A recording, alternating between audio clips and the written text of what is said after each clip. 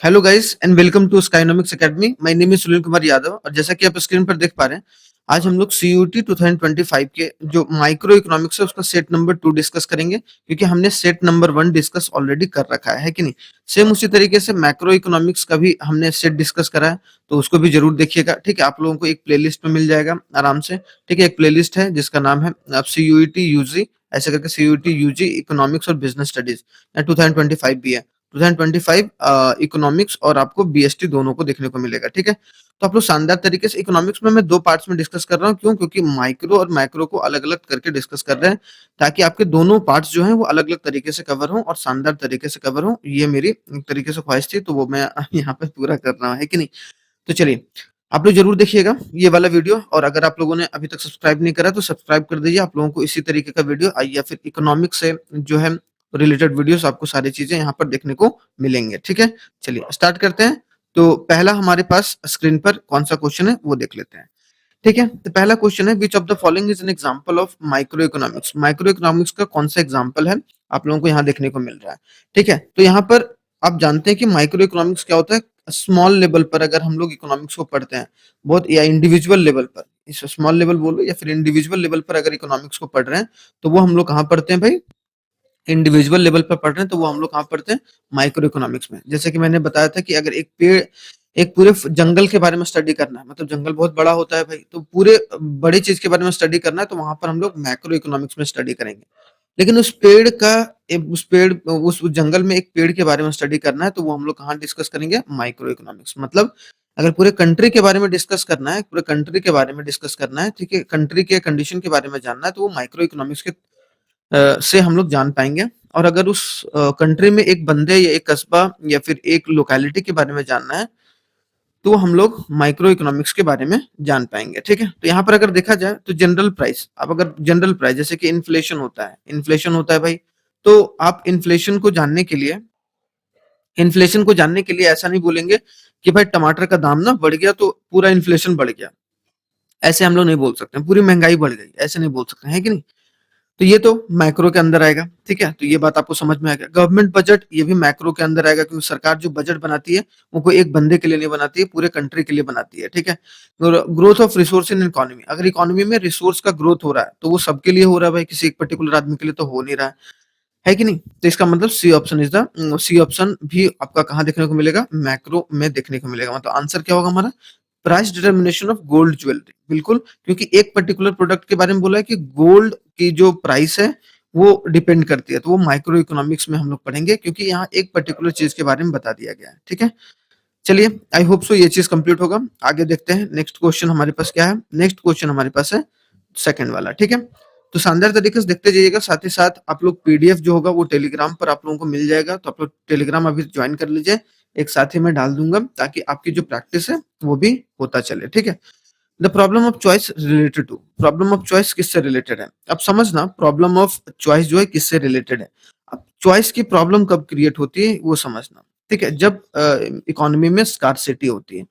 अब मान लो किसी भी चीज की कमी होगी, तभी तो चॉइसेस में प्रॉब्लम आएगा। जैसे मान लो कि जो कोकोनट ऑयल है, मान लो कोकोनट ऑयल है, ठीक है, कोकोनट ऑयल की क्या हो गई? कोकोनट ऑयल जो है उसकी स्कार्सिटी हो गई, तो मतलब कि अब लोग जो चॉइस करेंगे तेल की, वो एक तरीके से उसमें आपको डिफिकल्टी देखने को मिलेगा, दिक्कत देखने को मिलेगा, है कि नहीं? तो यहाँ पर अगर देखा जाए तो चॉइसेस, जो प्रॉब्लम अराइज होता है वो किसकी वजह से होता है? स्कार्सिटी, मतलब किसी भी चीज की कमी हो गई, जैसे पैसों की कमी हो गई, तब खाने पीने में ज्यादा चॉइसेस नहीं रहता आपके पास, है कि नहीं? तो ये सब सारी चीजें हैं। तो एलोकेशन ऑफ हैबिटेंट रिसोर्स, ये गलत होगा। ये सही होगा हमारा, allocation of scarce resource to the alternative use. जैसे कि आप मान लो किसी भी चीज की स्कार्सिटी कब होती है? जब उसका ऑल्टरनेटिव यूजेस बढ़ जाता है। ठीक है, ऑल्टरनेटिव यूजेस, जैसे अगर कोकोनट या फिर बोलो मिल्क बोल लो, ठीक है, मिल्क अगर सिर्फ पीने के लिए इस्तेमाल होता तो उसकी एक तरीके से आपको स्कार्सिटी का नहीं देखने को मिलता, और स्कार्सिटी नहीं देखने को मिलता मतलब चॉइसेस की प्रॉब्लम नहीं होती, है कि नहीं? लेकिन मिल्क के अलग अलग, जैसे घी बन रहा है, बटर बन रहा है भाई, अलग अलग प्रोडक्ट्स बन रहे हैं, दही बन रहा है, ठीक है, तो ये सब सारी चीजें क्या है? ऑल्टरनेटिव यूजेस की वजह से जो होता है चॉइसेस में प्रॉब्लम आ जाता है। तो साथ में ऑल्टरनेटिव यूजेस, ठीक है, तो हमारा ये ऑप्शन राइट होगा। ये भी नहीं होगा, वन वन यूज ओनली नहीं होगा, नन ऑफ दिस भी हमारा रॉन्ग होगा। तो आपको समझ में आ गया सेकंड वाला क्वेश्चन। ठीक है, थर्ड क्वेश्चन आइए भाई जल्दी से। थर्ड क्वेश्चन में बोला गया the maximum satisfaction of consumer कब होता है? ठीक है, ये समझने वाली बात है। अब देखो मैक्सिमम सेटिस्फैक्शन का मतलब क्या है कि एक पर्सन है वो जो भी खर्चा कर रहा है, ठीक है?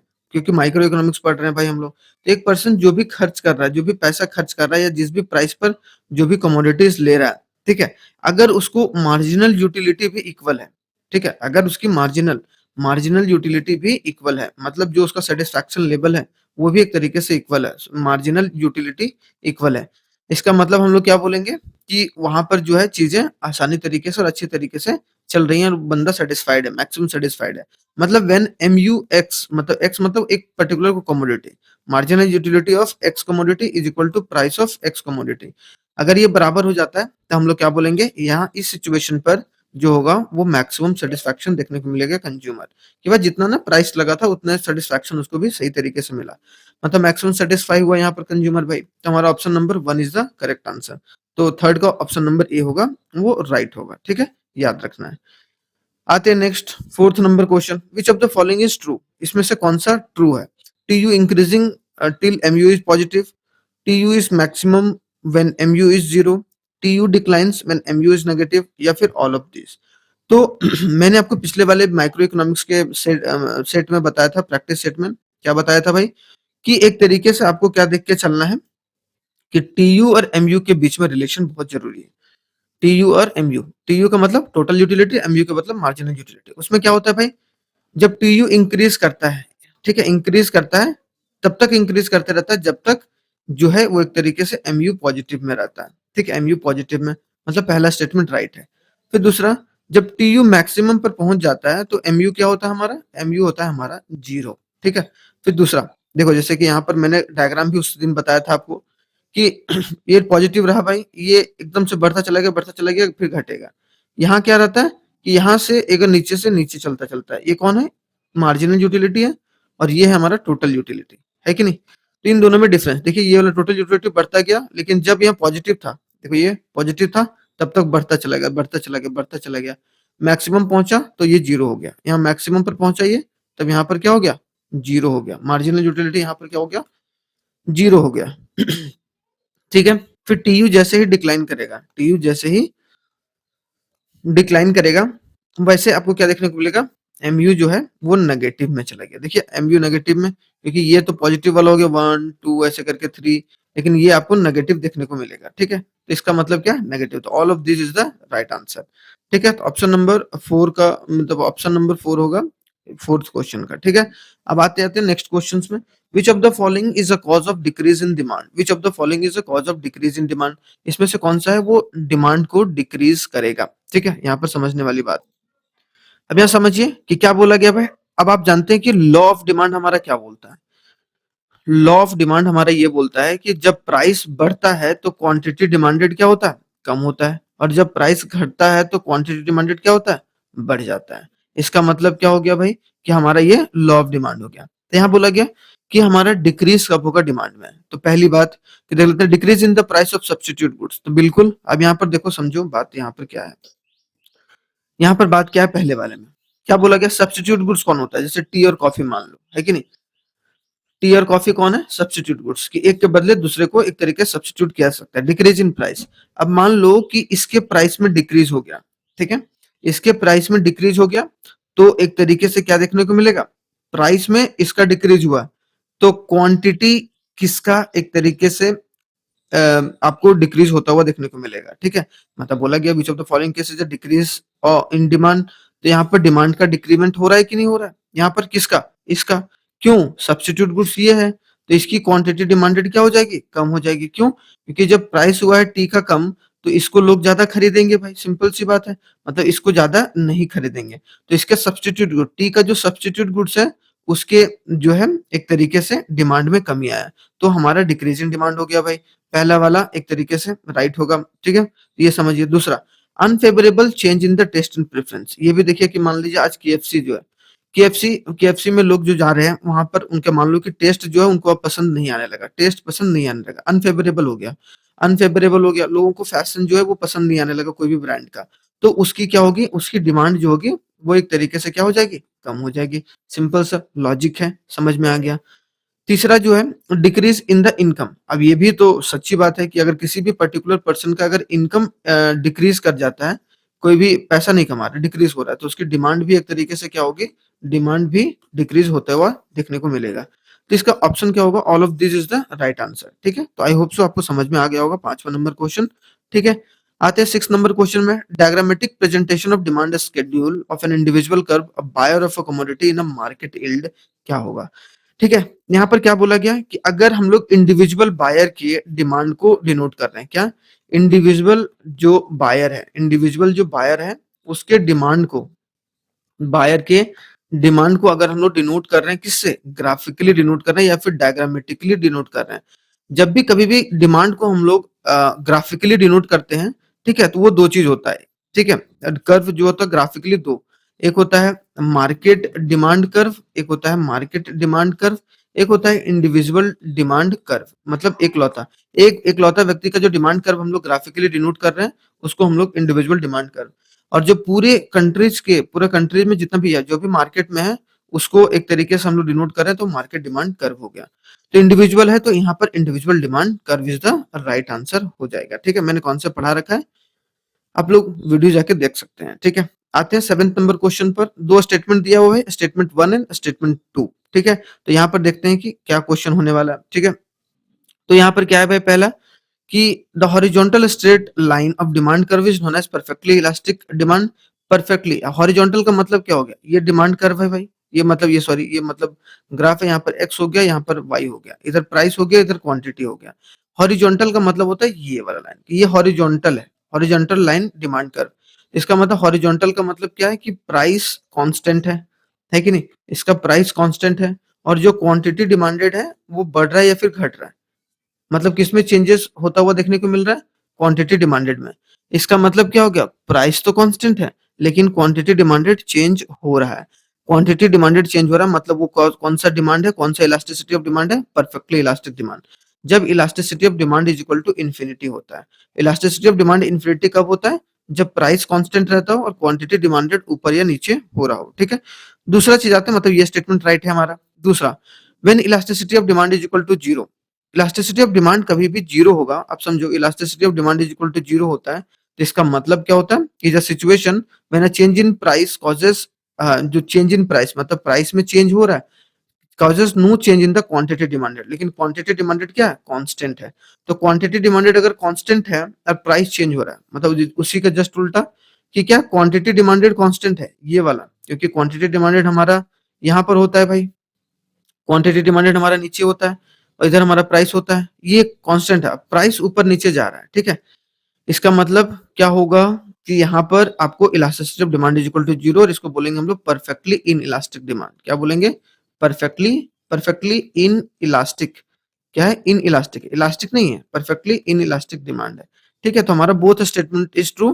तो ऑप्शन नंबर जो हमारा ए होगा, both statement are true is the right answer. 8th number question पर आते हैं। दो दिया हुआ है, असर्शन और रीजन दिया हुआ है कि नहीं। असर्शन में क्या बोला, measurement of utility is a cardinal, मतलब cardinal number is a serious limitation. बिल्कुल सीरियस लिमिटेशन है भाई, है कि नहीं, बिल्कुल सीरियस लिमिटेशंस है। हाँ, सीरियस लिमिटेशन है, मतलब ये स्टेटमेंट राइट है। क्यों, क्योंकि देखो मार्जिनल यूटिलिटी को जो मापते हैं वो दो तरीके से, एक तो कार्डिनल यूटिलिटी। कार्डिनल यूटिलिटी का मतलब अगर आप लोग 1 2 3 4 5, जैसे आपने 5 रोटी खाया, 2 रोटी खाया, 6 रोटी खाया, 7 रोटी खाया, उससे सेटिस्फैक्शन को अगर आप काउंट कर रहे हैं, ठीक है, काउंटिंग नंबर से, तो वो कार्डिनल यूटिलिटी हो गया। एक होता है ऑर्डिनल यूटिलिटी, आप ऑर्डर से अपनी सेटिस्फैक्शन को माप रहे हैं। जैसे मान लो आपके प्लेट में 2 पकवान रखा हुआ है, एक तो एक पकवान, एक दूसरा पकवान, ए पकवान और एक बी पकवान। तो ए पकवान को आपने पहले खाया तब आपको ज्यादा सेटिस्फैक्शन मिला, बाद में आपने बी को खाया। कोई बंदा क्या होगा, पहले बी को खाएगा फिर ए को खाएगा, तब उसको ज्यादा सेटिस्फैक्शन मिलेगा। तो वो एक तरीके का लिमिटेशंस है जो कि आपको देखने को मिलता है यहाँ पर। तो असर्शन ए इज राइट। ठीक है, दूसरा दूसरा देखते हैं क्या है। दूसरा यहाँ पर कि marginal utility must diminish as more and more standard unit of commodity are continuously consumed. बिल्कुल सही है, क्योंकि आपने देखा होगा कि डिमिनिशिंग मार्जिनल यूटिलिटी के बारे में पढ़ा होगा, है कि नहीं, डिमिनिशिंग मार्जिनल यूटिलिटी। तो उसमें यही बताते थे कि जैसे-जैसे टोटल यूटिलिटी बढ़ता जाता है, जैसे-जैसे लोग खाते जाते हैं, जैसे मान लो 1 रोटी खाया तो भूख कम हुआ ना, 2 रोटी खाया तो और भी भूख कम हुआ, 3 रोटी खाए तो और भी भूख कम हुआ। तो ये एक इंडिविजुअल के मार्जिनल यूटिलिटी को डिमिनिश करता रहता है कंटिन्यूअसली, जैसे-जैसे उसकी वो कमोडिटीज़ को कंज़्यूम करता चला जाता है। तो both statement are true and जो है, लेकिन यहाँ पर स्टैंडर्ड यूनिट्स के बारे में बात किया, यहाँ पर कार्डिनल ऑर्डिनल यूटिलिटी के बारे में बात किया, तो असर्शन जो है वो राइट है, रीज़न आर राइट है, लेकिन इसका ट्रू एक्सप्लेनेशन नहीं है। रीज़न जो आर दिया गया है, उसका not a correct explanation of assertion A, ठीक है? तो इसका ऑप्शन नंबर जो बी होगा 8 का, वो आपको देखने को मिलेगा, ठीक है? आगे बढ़ते हैं। 8th नंबर कंप्लीट हो गया, 9th में देखते हैं। 9th में क्या है भाई? Perfectly elastic demand. अभी मैंने बताया कि परफेक्टली इलास्टिक डिमांड क्या होता है कि नहीं? अब देखिए यहाँ पर क्या है? Perfectly elastic demand. Perfectly elastic demand curve का मतलब क्या है कि elasticity of demand is equal to infinity, मतलब इनफिनाइट प्राइस इलास्टिसिटी। मतलब क्या हो गया? एक आपको क्या देखने को मिलेगा? थर्ड नंबर ऑप्शन, ठीक है? दूसरा देखते हैं इनइलास्टिक डिमांड। इनइलास्टिक डिमांड कब होता है? इनइलास्टिक डिमांड जब elasticity of demand is greater than 1। Elastic का मतलब इलास्टिसिटी ऑफ डिमांड जो है वो स्मॉलर देन 1 है। अगर इलास्टिक होता है, यही मान लो कि अगर आपको क्या देखने को मिलता है? इलास्टिक, इलास्टिक डिमांड, ठीक है? इलास्टिक डिमांड में क्या होता है? Elasticity of demand is greater than 1 या ग्रेटर देन 1 हो जाता है। तो आपको क्या देखने को मिल रहा है? बी का 4 हो गया, बी का 4 हो गया, ठीक है?